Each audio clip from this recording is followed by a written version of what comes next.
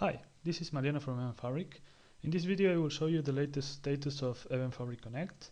We are quickly reaching to a beta status, so follow us on our Twitter or Facebook to know where we launch our beta. Today I will do a quick overview of some of the new features and some of the improvements. Basically this is what we are going to build.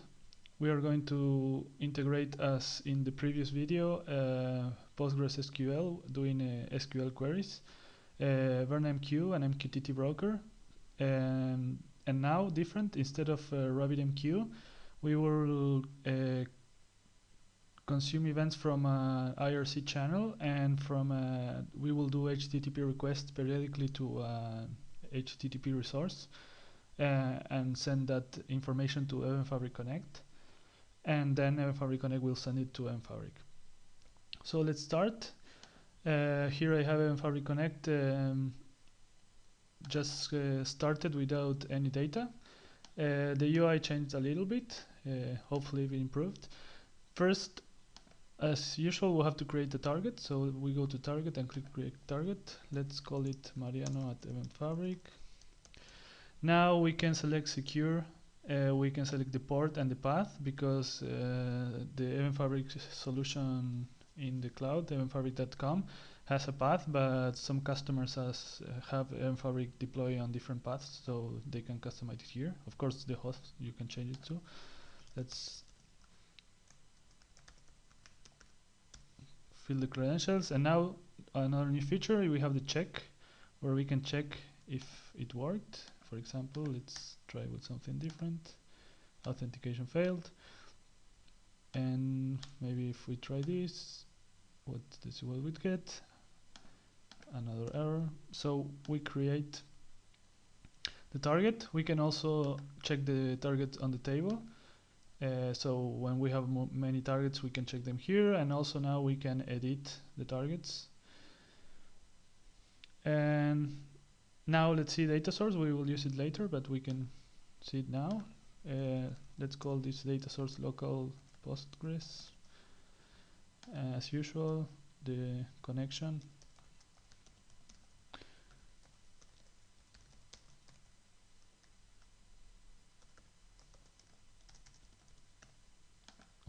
Username, password, the driver. Now this was an idea since the beginning, but now it's supported. Now the Event Fabric connector build, you just download a zip, unzip it and run it, but to add support to your database, you just download the driver for your database from the vendor website and drop it on folder on Event Fabric connector folder, and then Event Fabric will pick it up. So now we also have check here, so we can check. It says that it succeeded. For example, if we change the database name, it will say that the database test does not exist. If we change the user, authentication failed, and if we pick the driver, if we pick a driver that doesn't exist, it will say that couldn't load the driver. So you get good feedback to know what's going on.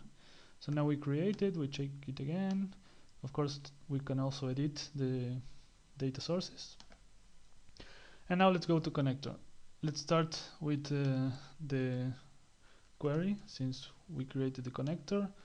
Put a name, say what to start. Now select the source. As you can see, we have more sources now supported.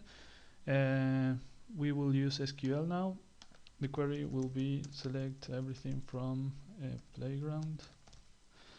Now we have two types of intervals. You can express intervals in the simple way, like 1 hour, every 1 hour, 10 minutes or 5 seconds, or every 10 seconds, for example. Or you can have a more advanced expression, which is known as cron, which is used a lot in Unix. This is if you have really specific intervals, like run every other Thursday from 3 to 6 or something like that, you can express it here. In the future, we will make much easier to input the intervals. We will help you or guide you through, but for now this is new features we added based on customer feedback. that are already using Event Fabric connector, and in one case to integrate more than 160 connectors. That's why also we have more sources. So we will integrate local Postgres. Target will be the one we created, target group, and the channel will be, let's call it DV events.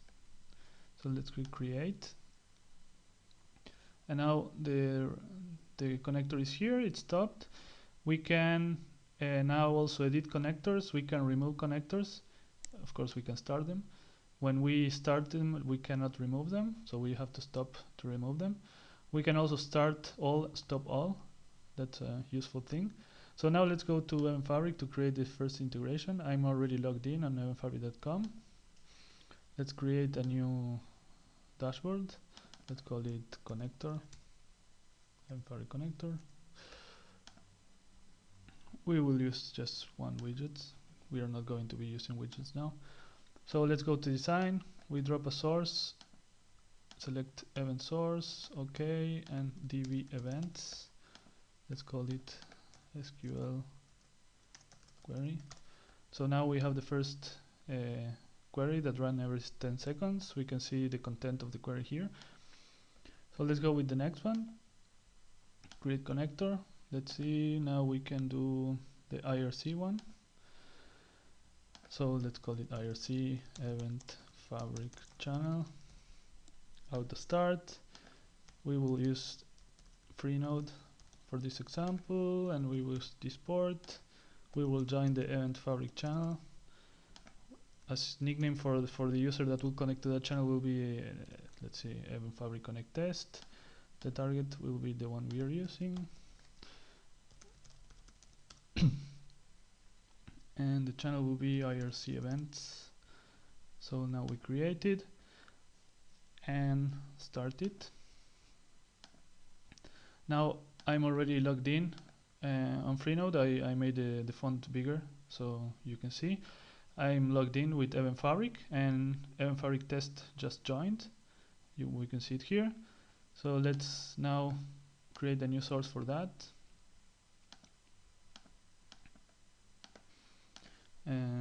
Let's call it IRC events, as we called it.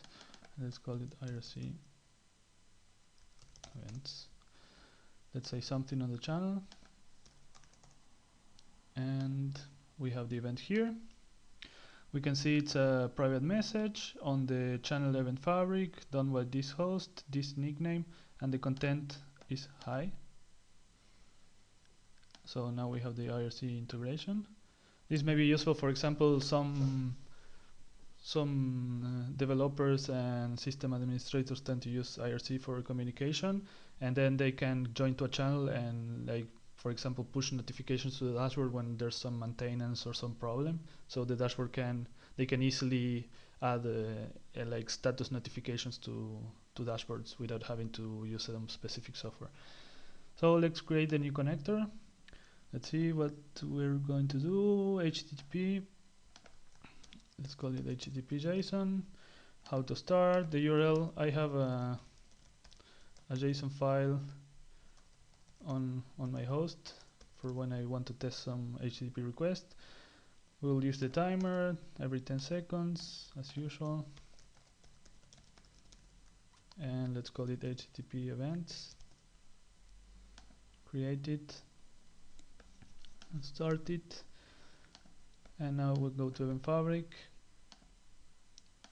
create an event source,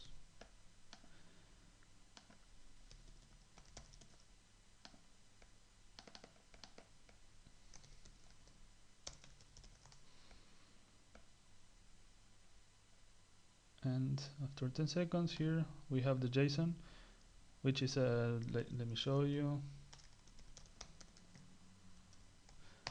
This is this file, but of course it can be dynamic and can have some content, for example status from a server, from an application, or something that some application exposes some information. You can get it from there, and it will get that file every 10 seconds. And finally MQTT, so create connector, MQTT auto start source MQTT queue my topic. I already have a script running in the background generating these events. I have RNMQ running also on the host. So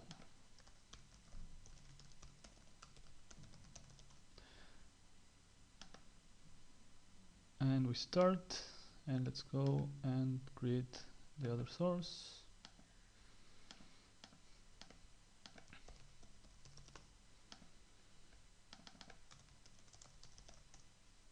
And now we have the first event, which sends some sensor readings to Event Fabric, or to an MQTT broker, and then to Event Fabric.